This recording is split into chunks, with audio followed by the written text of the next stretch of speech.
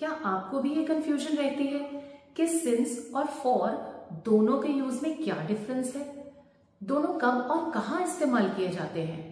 Don't worry, by the end of this video this difference will be very clear to you, and I'm also going to share a super special strategy in the end, especially for those learners जिन्हें इस तरह के concept भूल जाते हैं, who have a bit of retention issue. So stay tuned till the end. Let's start with since. Since tells us about the starting point of an action. That means since हमें किसी काम के शुरू होने का समय बताता है, whereas for tells us about the duration of an activity. या हम ये कह सकते हैं कि कितनी देर के लिए कोई काम चला या कोई काम कितनी देर से चलता आ रहा है. Don't worry, I'll make it super easy with the help of examples. I'm going to take such examples which I can explain in comparison. Like since और for दोनों का use similar example से clear करने की कोशिश करूंगी. Right? So first example, it has been raining since morning. अब ये एग्जाम्पल हम सबने पढ़ा हुआ है ना?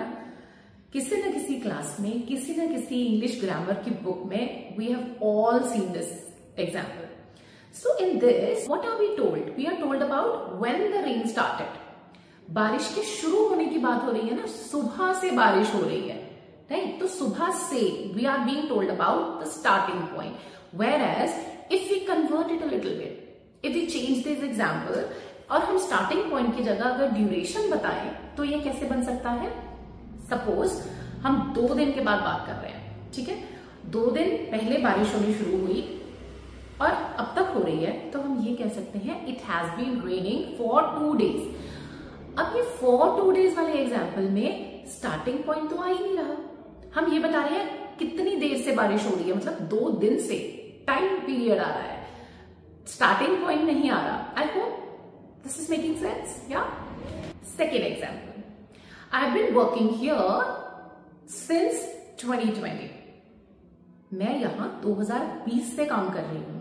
तो मैं ये बता रही हूँ कि 2020 में मैंने काम करना शुरू किया यहाँ और मैं अब तक काम कर रही हूँ. लेकिन अगर मैं स्टार्टिंग पॉइंट ना बताकर ये बताना चाहूँ, जैसे अब ये 2024 है, और अगर मैं ये बताना चाहूँ कि अब तक मुझे 4 साल हो चुके हैं, so I been working here for 4 years. मैं 4 साल से काम कर रही हूँ, मैं ड्यूरेशन बता रही हूँ. It hardly makes a difference कि आप सिंस लगा रहे हैं या फॉर.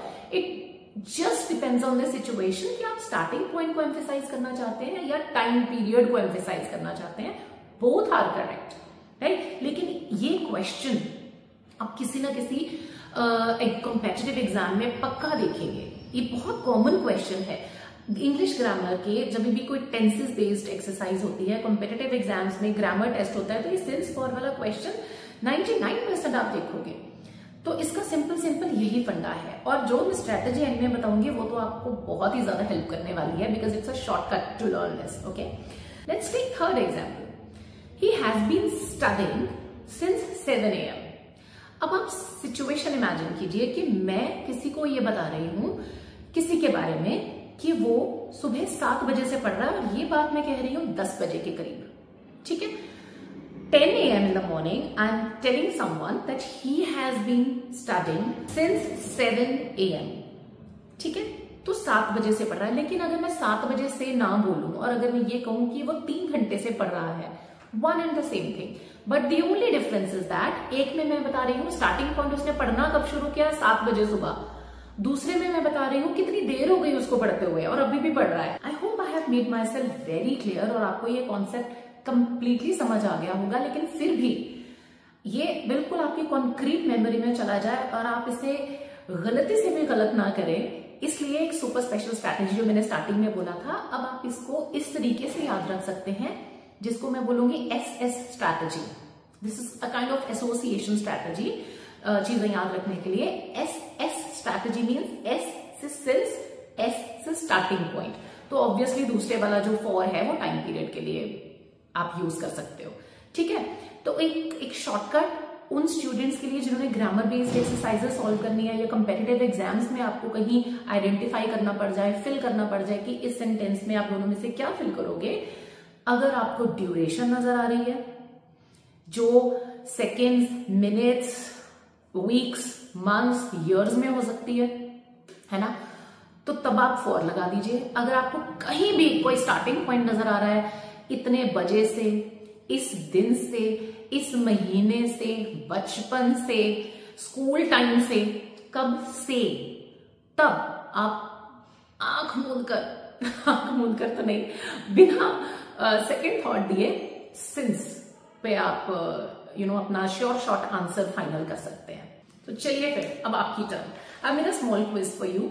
आपकी स्क्रीन पे कुछ फिल इन द ब्लैंक्स आएंगे, 10 सेकेंड्स बाद उसके आंसर्स भी आएंगे, लेकिन आप 10 सेकेंड्स में try to fill the blanks either with since और फॉर, और उसके बाद आप अपने आंसर्स चेक कीजिएगा। और प्लीज कमेंट्स में मुझे अपनी परफॉर्मेंस जरूर बताइएगा कि आपके कितने आंसर्स करेक्ट हुए, because only then I will be able to know कि मेरी वीडियो आपके लिए कितनी हेल्पफुल साबित हुई, right?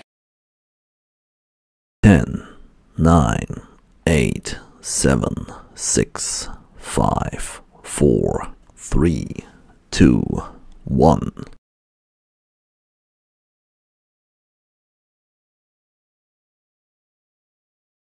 If you found this helpful, do like, share and follow for many more quick, easy, simple English tips.